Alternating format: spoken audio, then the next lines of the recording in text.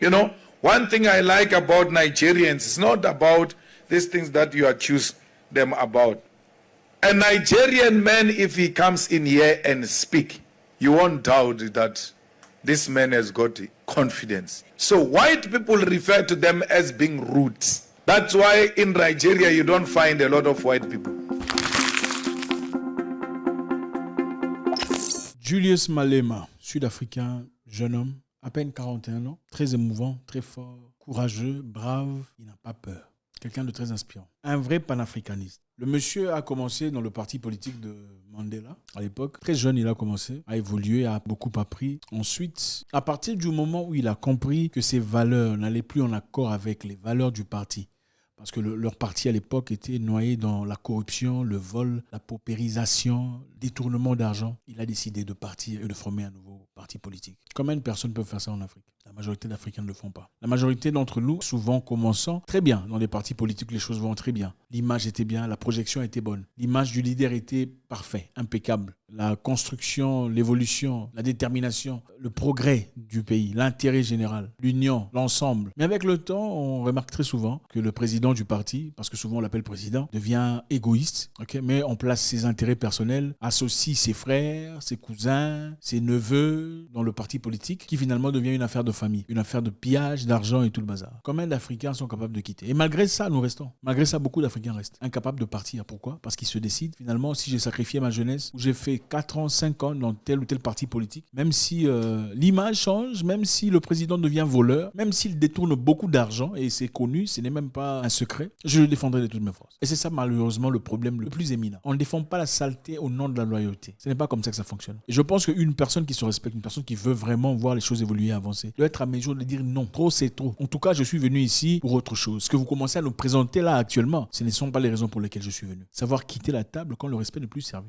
Avoir un leader qui a commencé bien, qui a dit des choses bonnes, propres, ensuite qui change, devient voleur, kleptocrate, qui associe ses frères et sœurs, ses cousines dans l'évolution de leur intérêt personnel, c'est se manquer de respect à soi-même. Et Julius Malema a pu quitter ce parti politique pour aller faire une histoire à lui-même. On ne lui avait pas donné des chances au départ. On pensait qu'il allait tomber. Qui es-tu pour t'opposer à l'ANC ? Aujourd'hui, il est très fort, très proéminent, très influent. Toute la jeunesse sud-africaine, en tout cas la grande partie de la jeunesse, éveillée, est derrière Julius Malema. Parce qu'il veut l'égalité entre les Noirs et les Blancs et toutes les races. Aucune race ne sera supérieure à une autre. Parce qu'il y a évidemment ce complexe d'infériorité que beaucoup de Noirs en général ont envers les Européens. Et évidemment, beaucoup de Noirs ont ce complexe, cette peur de pouvoir dire ce qu'ils veulent. On va voir ici comment il a répondu à une question qui lui avait été posée par rapport à un procès sur ses épaules. L'Afrique du Sud, d'une grande partie, est encore contrôlée par les Européens ou les descendants d'Européens qui sont venus à l'époque. Ils ont la majorité des terres, en tout cas des terres fertiles, des fermes, ils ont tout ça. Alors, ils ont fait une démarche de vouloir récupérer les terres. Ils ont appelé ça take back the land,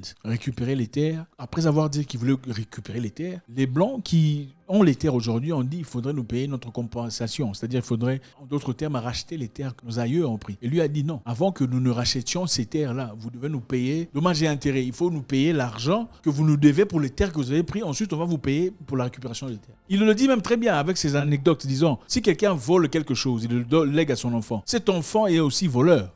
Julius Malema est la seule personne qu'on a entendu ouvertement dire à sa propre population, si vous voulez que j'arrête de soutenir mes frères africains, vous pouvez garder vos voix, vos votes. Je n'en ai pas besoin, gardez-les. Parce que sa population lui disait, nous voulons bien te voter, mais nous ne voulons pas tes principes selon lesquels il faut être bien avec les Africains. Parce que généralement, il faut aussi le dire, beaucoup d'Africains, beaucoup de Sud-Africains noirs ne sont pas généralement très enthousiastes par rapport aux Africains noirs qui viennent là en refuge. Vrai ou non, on ne peut pas toujours les blâmer parce qu'il y a un certain groupe d'Africains qui font des choses illicites, la vente de la drogue, qui détruisent les choses, qui sont, en tout cas, qui ne se comportent pas correctement. Et ce n'est pas pour dire que tout le monde le fait, parce qu'il y a une grande partie qui ne le fait pas. Mais ceux qui ont des raisons à justifier ont leurs raisons à justifier. Et peut-être généralisent un tout petit peu. Julius Malema s'est opposé à ça. Il a dit, vous êtes incapables de vous opposer à ceux qui sont là depuis longtemps. Puisque les Sud-Africains disaient, on ne veut pas d'eux parce qu'ils viennent ici pour prendre nos boulots. En disant, ils viennent ici pour prendre nos boulots, ils parlent d'Africains, des autres Africains qui viennent en Afrique du Sud, qui travaillent comme huissiers, ouvriers, qui travaillent comme agents de sécurité, qui font des petits travaux. et reçoivent le même salaire, si pas moins que les Sud-Africains. Alors, comme les Sud-Africains, généralement, eux, s'ils veulent un salaire bien déterminé, ils sont debout sur ce qu'ils veulent. Et que beaucoup d'Africains étrangers qui viennent d'autres pays arriver là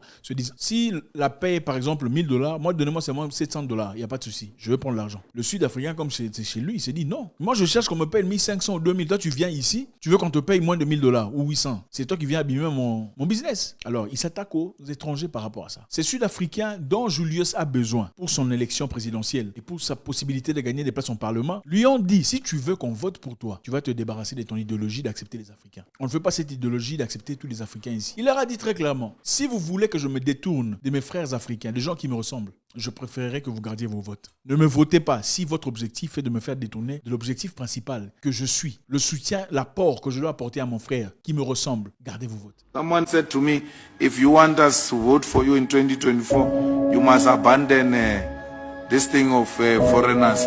Now I'm prepared to go home. I will never take a platform and denounce Africans. I will never do it. If it means votes are going, let them go. Now I'm prepared to go home. But to take a platform and please white minority by pointing a finger at my other fellow black brothers, I'm not going to do that. Combien de gens sont capables de faire ça? Combien de gens, politiciens, parlementaires, sont capables de défier les gens comme ça? C'est très rare. C'est presque impossible. La plupart vont donner des t-shirts pour nous voter moi un t-shirt. C'est la corruption. Pourquoi? Parce que leurs intérêts, ce n'est pas le combat ou la lutte. Leur intérêt est basé sur l'argent qu'ils vont gagner. Toi, tu dis aux gens, si vous voulez que je change ma mentalité pour m'accorder à vous, gardez vos votes. Qui fait ça? Un politicien, parce que généralement ce sont des menteurs. Un politicien te dira, bon ok, on va mettre cette histoire de côté, ne vous en faites pas, on trouvera une situation pour gagner les votes, n'est-ce pas? Et ensuite, même s'il avait envie de ne pas le faire, il ne le fera pas. C'est ce qu'on fait généralement. On dit, bon, on va construire, ne vous en faites pas. Ensuite, on ne construit pas. Lui dit, on ne construira pas. Si vous voulez, vous votez. Si vous ne voulez pas, vous laissez. Alors, je pense qu'il est essentiel que la communauté, surtout francophone, africaine, comprenne et connaisse cet homme. C'est un jeune homme. Il a presque votre âge. À peine 41 ans. Oui, à peine 41 ans. Bien établi, bien fort. Il a commencé très longtemps. Mais les gens ici, à 41 ans, sont sur TikTok, Instagram. Qui a dit quoi sur Facebook? Donc, les choses les plus importantes sont en train de leur passer dans les yeux. Comme ça. Julius Malema le dit ouvertement en prêchant ses frères. J'aime les Nigérians parce qu'ils n'ont pas peur. You know, one thing I like about Nigerians is not about these things that you accuse them about. A Nigerian man, if he comes in here and speak, you won't doubt that this man has got confidence. So white people refer to them as being rude. That's why in Nigeria you don't find a lot of white people. Le Nigérian, quand il a à dire, il le dit ouvertement. Quand il a une question, il pose sa question ouvertement, sans nécessairement avoir peur. Parce qu'il n'a pas peur. Et c'est vrai, moi je peux en témoigner. Je me souviens, pendant l'époque de la xénophobie, j'étais en Afrique du Sud, dans un voyage. J'ai été victime moi-même de cette histoire. Les gens ont failli s'attaquer à moi. Et pendant ce temps-là, j'ai vu des gens francophones, des francophones qui passaient là. Quand ils m'ont vu, ils ont commencé à parler anglais. Ils ont fui. Ce sont des Nigérians qui sont venus à ma rescousse. Des Nigérians qui étaient là. Oh gars. Ils pensaient que j'étais un Nigérian aussi. Enfin, je comprends. J'ai le visage d'un Nigérian. Beaucoup me le disent. Alors, beaucoup sont venus pour me soutenir et ils ont repoussé ces gens qui voulaient s'attaquer à moi seulement parce que j'étais étranger. Mais quand ils l'ont fait, ils ne savaient pas que j'étais Nigérian. Enfin, ils ne savaient même pas que j'étais étranger. Donc, il y a une force et une forte communauté qu'il faut respecter par rapport à ce qu'ils font de positif. Ce sont des gens qui sont toujours en train de s'aider. Le Nigérian ne laisse jamais un autre Nigérian mourir de faim dans un pays étranger. Impossible. Un Nigérian ne peut jamais passer pendant qu'un autre passe ici sans se dire bonjour, comment tu vas? Afa, ma broda, come, let's talk. Ça me dépasse. Vous voyez dans des pays étrangers, vous faites semblant de ne pas vous connaître. Vous commencez à parler la langue locale. Vous faites complètement semblant de vous... C'est incroyable. Et comment on peut prétendre être un pays comme ça? Quand il y a d'abord la haine personnelle, il y a le dégoût de soi. Qui voudrait s'associer à ça? Et Julius Malema, en tant que bon panafricain, dit ouvertement, regardez les Nigérians, ils n'ont pas peur. Vous ici en Afrique du Sud, quand le blanc te demande quelque chose, il faut dire, vous ne comprenez pas ce qu'il dit, vous commencez à dire, sorry sir, what did you say? Qu'est-ce que tu as dit? Mais le Nigérian, lui, par contre, dira, qu'est-ce que tu es en train de dire là? C'est la raison pour laquelle, d'après Julius Malema, les Européens ont peur des Nigérians.